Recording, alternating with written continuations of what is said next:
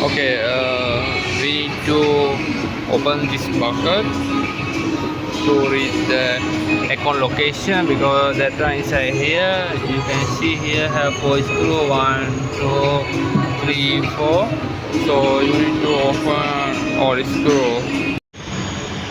Okay, now I open the bucket, so now you can see here have low line and here have the high line, so we can connect the echo machine to this port.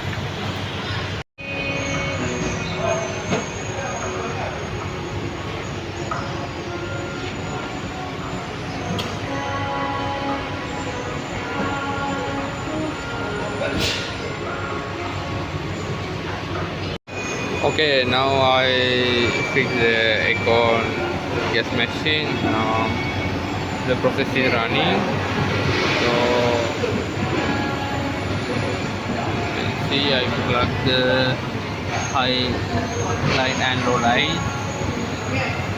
Here you can see the battery location, and this is the balance bar, the suspension.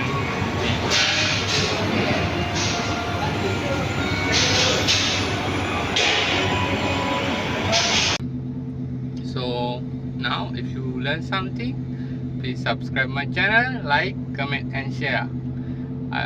See you in the next video.